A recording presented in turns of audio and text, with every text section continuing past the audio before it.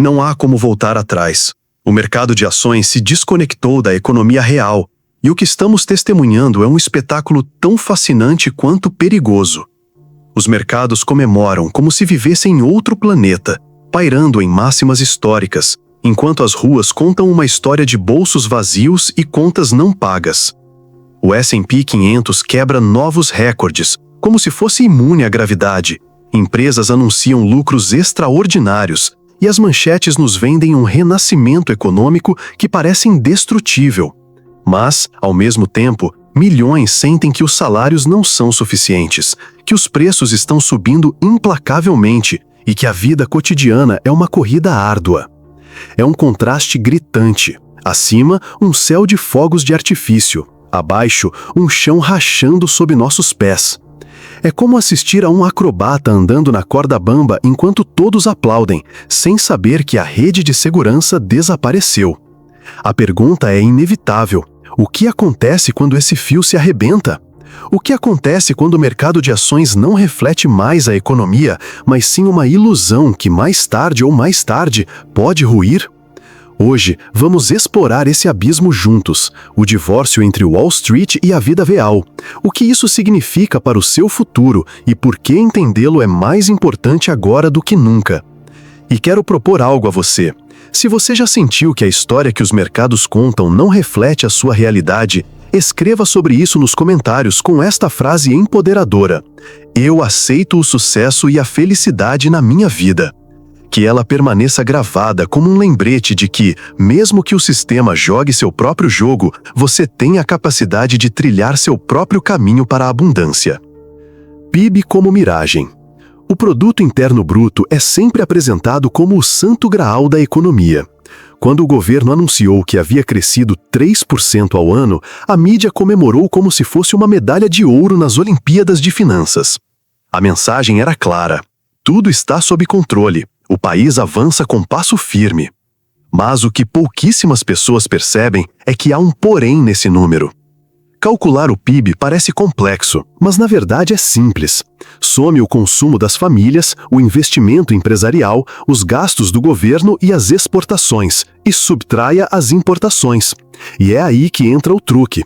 Porque se um país para de importar, ou seja, para de comprar do resto do mundo, esse número negativo encolhe e o PIB automaticamente parece inflar. Não porque o país produz mais, mas porque consome menos do exterior. Foi exatamente isso que aconteceu. Em um único mês, os Estados Unidos reduziram suas importações em mais de 80 bilhões. Pense bem, 80 bilhões de dólares que normalmente seriam destinados à compra de produtos estrangeiros, de carros alemães a roupas chinesas, simplesmente desapareceram. E claro, o resultado contábil fez o PIB subir como um balão de hélio. Mas não é ar puro que o preenche, é fumaça. Isso é força? De jeito nenhum. É um reflexo de fraqueza. Quando famílias e empresas param de comprar no exterior, não é porque se tornaram subitamente autossuficientes, mas porque não têm liquidez suficiente para isso. É um sintoma de medo, de uma recessão oculta. É como se alguém se gabasse de ter mais poupanças este mês, mas a realidade é que não pagou a conta de luz, não comprou comida e congelou todos os seus bens essenciais. Estão mais ricos? Não, estão sobrevivendo. Esse crescimento de 3% não representa abundância, representa uma contração disfarçada. É o paradoxo de uma pessoa doente que parece estar ganhando peso, mas na realidade está fazendo isso porque está retendo líquidos. O corpo não está mais forte, está mais frágil. O que as manchetes celebram é, em essência, um sinal de alerta. E o perigo é que milhões de pessoas leiam esse número sem questionar, como se fosse um verdadeiro reflexo da prosperidade, quando o que ele nos diz é exatamente o oposto. A economia está paralisada, com medo, e o consumo interno, a verdadeira força motriz, está lentamente fechando. Indústria em parada repentina. O mercado de ações pode dançar ao ritmo da euforia, mas as fábricas não sabem mentir. O indicador mais direto da saúde industrial é o PMI da indústria. Ele funciona de forma simples. Os gerentes de compras de grandes fábricas são questionados se estão comprando mais ou menos matéria-prima do que antes. É como um radar que detecta para onde a produção está se movendo, antes que as estatísticas oficiais confirmem. E os dados foram devastadores. Em julho, o PMI caiu para 48 pontos. O que isso significa? Está abaixo da linha dos 50 pontos, o limite que separa o crescimento da contração. Em outras palavras, as fábricas não apenas pararam de acelerar, elas estão pisando no freio.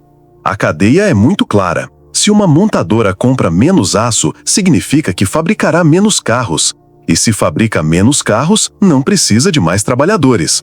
De fato, o indicador de emprego do setor manufatureiro despencou para 43,4%, um nível que reflete que as contratações não apenas estagnaram, mas entraram em uma espiral descendente. É o prelúdio para demissões em massa. A indústria é como o coração do corpo humano. Se bate forte, bombeia sangue para os demais órgãos. Se enfraquece, o corpo inteiro começa a falhar. E hoje, esse coração bate com dificuldade. A economia americana pode se gabar de resultados recordes em Wall Street, mas se suas fábricas param de produzir, o país inteiro sufoca lentamente. Imagine um trem viajando a toda velocidade. Lá fora, os passageiros comemoram, brindam e cantam. Mas na cabine do maquinista, o motor começa a perder potência. Os manômetros mostram pressão baixa e, aos poucos, o motor para de funcionar. Essa é a sensação hoje. A locomotiva industrial está parando, mesmo que as pessoas nos vagões ainda não queiram aceitar. Desemprego, a prova irrefutável. A bolsa de valores pode inflar, os índices de ações podem atingir máximas históricas e as manchetes podem se gabar de crescimento. Mas há uma estatística que nunca mente: o emprego. O trabalho é a prova irrefutável da saúde de uma economia. Porque por trás de cada número há famílias, projetos, sonhos e, acima de tudo, a dignidade de milhões de pessoas. Em julho, foram criados apenas 73 mil novos empregos em um país com mais de 330 milhões de habitantes. Para colocar em perspectiva, esse número equivale a lotar um estádio de futebol de médio porte, enquanto milhões aguardam uma oportunidade. É uma gota no oceano. Estatisticamente, é quase irrelevante e, humanamente, é quase uma zombaria cruel. O desemprego oficial ficou em 4,2%, um número que, embora possa parecer moderado em termos históricos, esconde uma tragédia maior. O que realmente preocupa é o desemprego de longa duração.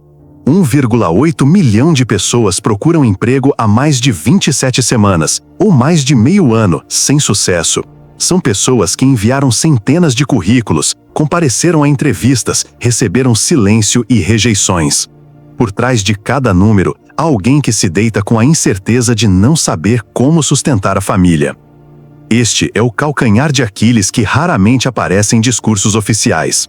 Porque uma economia pode manipular seus números de crescimento, pode brincar com a composição do PIB, pode inflar as expectativas com índices do mercado de ações, mas não pode esconder a realidade de que milhões de cidadãos não conseguem encontrar um emprego decente e estável. Esta é a fratura mais profunda, o ponto onde a verdade é revelada: uma economia quebrada por dentro. Imagine um prédio com uma fachada impecável, janelas limpas, luzes acesas, um letreiro de neon proclamando sucesso. Mas, ao entrar, você encontra corredores vazios, escritórios abandonados e trabalhadores que não estão mais lá.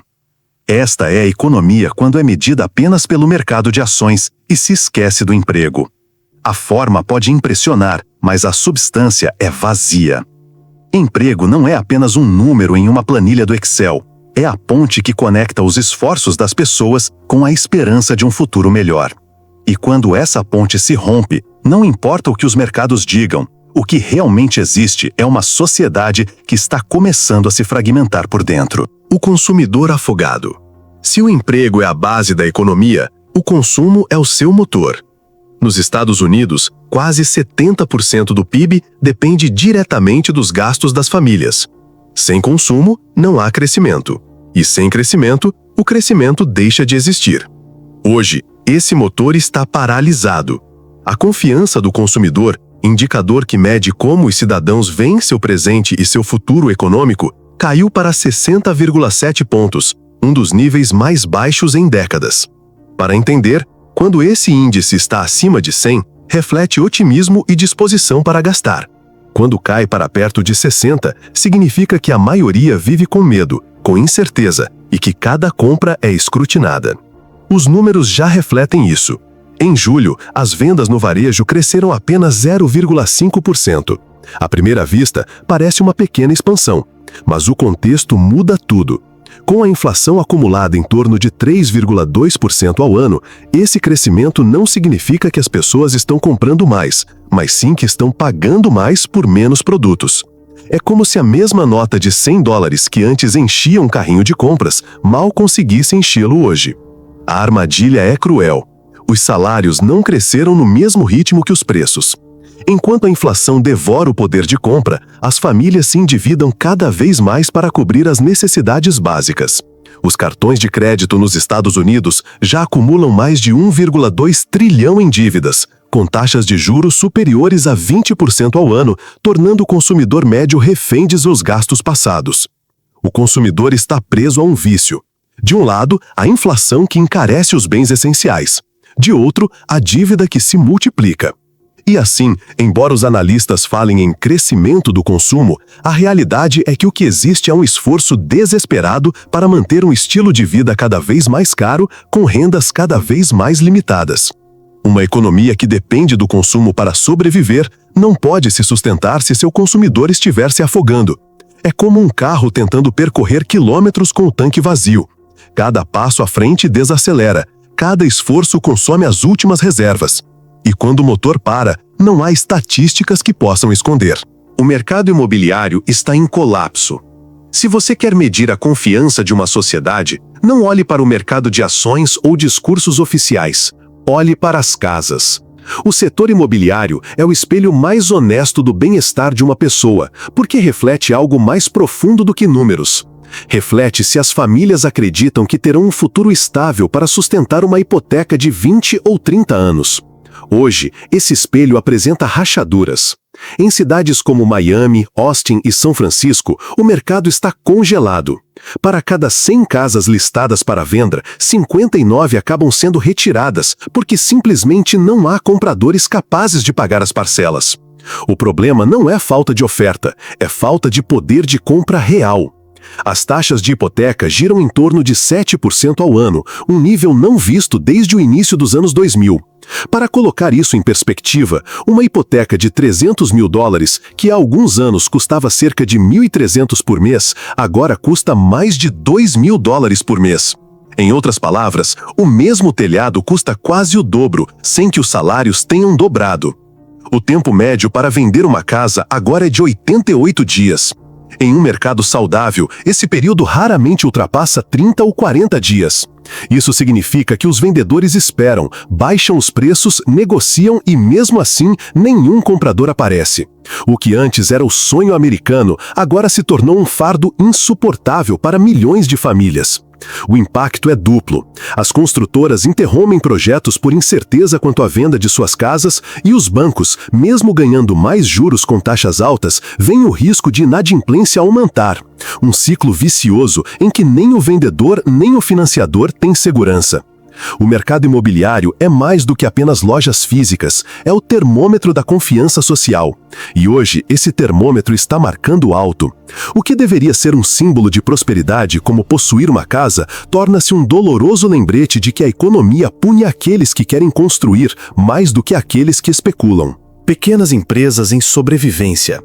Por trás de cada avenida grande e iluminada, de cada cidade ostentando modernidade, o verdadeiro coração econômico não são as corporações multinacionais, mas sim as pequenas empresas. Cafés, oficinas, lojas de ferragens, padarias, family offices. Eles geram mais de 60% do emprego privado nos Estados Unidos. Mas hoje, esse tecido produtivo está em modo de sobrevivência. A demanda é tão baixa que muitos pararam de contratar. Eles preferem sobreviver com um quadro mínimo de funcionários, aproveitando cada centavo, em vez de correr o risco de crescer em um ambiente onde os clientes estão gastando menos e o crédito está cada vez mais caro. Um exemplo claro são os empréstimos comerciais. A taxa média para uma pequena empresa ultrapassa 10% ao ano. Isso significa que, Para financiar um projeto de apenas $100 mil, o empreendedor teria que pagar mais de $10 mil somente em juros a cada ano, sem garantia de que suas vendas corresponderão a esse esforço. O resultado é evidente: menos investimento, menos expansão e, em muitos casos, fechamentos silenciosos. Esse fenômeno é o sinal mais claro do que alguns economistas chamam de recessão silenciosa. Não é um colapso abrupto, nem uma crise que surge da noite para o dia, mas um apagão gradual. Uma empresa não contrata, outra fecha discretamente, outra reduz seu horário de funcionamento. Como pequenas luzes que se apagam em uma cidade até que a escuridão se torne evidente. Quando empreendedores param de correr riscos, não é por falta de ambição, mas porque o horizonte escurece. E este talvez seja o alerta mais preocupante. Se aqueles que sustentam os alicerces da economia param de acreditar no futuro, todo o edifício perde seus alicerces. Portanto, diante dessa realidade, é importante plantar uma verdade diferente em nossas mentes. Deixe seus pensamentos nos comentários com esta afirmação: eu sou próspero e atraio riqueza. Escreva-a como um lembrete de que a verdadeira prosperidade é construída de baixo para cima, a partir de pessoas comuns, e não do topo de uma pirâmide que é sempre mais frágil do que aparenta. O peso da inflação e das taxas de juros. A inflação é como um fardo invisível espalhado por todos os bolsos. Embora as manchetes afirmem que a inflação subjacente se moderou para 3,1%, a realidade é que esse valor ainda está acima da meta de 2% do Federal Reserve, Fed. E enquanto essa meta não for atingida, a política monetária permanecerá severa, com juros altos. E o que isso significa na vida real? Significa hipotecas inacessíveis. Uma taxa de hipoteca próxima a 7% transforma o sonho de comprar uma casa em uma utopia. Significa crédito inacessível, de cartões de crédito com juros acima de 20% ao ano a empréstimos pessoais que mais sufocam do que ajudam. Também significa pequenas empresas sufocadas, porque financiar estoques ou expansão se torna uma aposta muito cara. Em teoria, aumentar as taxas de juros deveria esfriar a economia para conter a inflação. Mas na prática, é como apagar um incêndio com gasolina. Cada vez que os freios são acionados, a economia se torna mais frágil, e o que se consegue não é tanto baixar os preços, mas sim enfraquecer aqueles com menos margem de manobra, famílias endividadas, pequenos empreendedores e jovens em busca da primeira casa. O paradoxo é cruel. Enquanto os juros sobem, os preços dos produtos básicos não caem na mesma proporção. Comprar comida continua custando mais, encher o tanque do carro continua drenando os salários, e o dia a dia continua sendo um peso. É como se a economia como um todo estivesse sendo punida, mas os benefícios dessa correção nunca chegarão aos bolsos do cidadão comum. Este é o dilema atual. Como equilibrar uma inflação que não recua totalmente, sem quebrar a espinha dorsal da economia real? Porque as estatísticas podem mostrar que os preços subiram apenas 3,1%, mas quem vai ao supermercado sabe que seu carrinho pesa menos, mesmo que a conta seja mais alta. A fragilidade está aí, uma sociedade que sente que cada decisão financeira é um campo minado. E se as fundações tremerem, todo o edifício corre o risco de desabar. A história sempre rima. Mark Twain disse que a história não se repete, mas rima. E hoje, as rimas soam muito familiares. O cenário atual lembra outras bolhas. A bolha das .com em 2000, quando a promessa da internet parecia interminável. E a bolha financeira de 2008, quando o crédito fácil e a especulação imobiliária se disfarçaram de prosperidade eterna. Em ambos os casos, a narrativa era a mesma: euforia, promessas de uma nova era, esquecimento de princípios básicos. Em ambos os casos, milhões acreditaram que desta vez seria diferente. E em ambos os casos, o fim foi idêntico, um choque brutal com a realidade. Hoje, vemos ingredientes muito semelhantes na mesa. Um mercado de ações que ignora os sinais de fragilidade da economia real. Famílias endividadas em níveis recordes. Empresas avaliadas mais pelas expectativas do que pelos fundamentos. E governos apostando que a confiança durará mais do que pode. É uma coreografia que já conhecemos. A grande questão é quando. Ninguém pode prever com precisão o momento do ajuste, porque as bolhas tendem a inflar muito mais do que a lógica permitiria. Mas o inevitável é que mais cedo ou mais tarde elas estourem. E quando isso acontece, o que parecia riqueza evapora em semanas. Portanto, em vez de tentar prever o futuro, a verdadeira estratégia está em agir consistentemente. Uma tática comprovada é a média do custo do dólar. Investir periodicamente, independentemente de o mercado de ações estar em alta ou em baixa. É como encher um jarro gota a gota, lento, paciente, mas inevitável. Com o tempo, essa consistência supera a euforia e até mesmo as quedas. Essa é a diferença entre aqueles que se deixam levar por cada ciclo de esperança e medo e aqueles que conseguem enfrentar as tempestades com serenidade. A história sempre rima, mas cada um escolhe se quer ser vítima de sua repetição ou aluno de suas lições. E aqui quero convidá-lo a deixar sua marca. Escreva esta frase nos comentários: "Nada me impede, tudo me impulsiona." Faça isso como um lembrete de que, embora os ciclos econômicos sejam inevitáveis, sua perseverança e visão de longo prazo são as verdadeiras ferramentas para a prosperidade. O que estamos vivenciando hoje não é prosperidade, mas uma miragem cuidadosamente elaborada. O mercado de ações pode brilhar como um sol artificial, mas a economia real, aquela que vivenciamos todos os dias, é marcada por rachaduras profundas. E, no entanto, em meio a essa escuridão, há uma lição eterna. A perseverança vence a incerteza, a disciplina vence o medo. Se esta mensagem ressoou com você, é porque você está pronto a olhar além das aparências. Inscreva-se e junte-se a mim nesta jornada. O que está por vir será intenso, e juntos podemos navegar por ele com clareza e propósito. O que estamos vivenciando hoje não é prosperidade, mas uma miragem cuidadosamente elaborada. O mercado de ações pode brilhar como um sol artificial, mas a economia real, aquela que vivenciamos todos os dias, é marcada por rachaduras profundas. E, no entanto, em meio a essa escuridão, há uma lição eterna. A perseverança vence a incerteza, a disciplina vence o medo. Se esta mensagem ressoou com você, é porque você está pronto a olhar além das aparências. Inscreva-se e junte-se a mim nesta jornada. O que está por vir será intenso, e juntos podemos navegar por ele com clareza e propósito.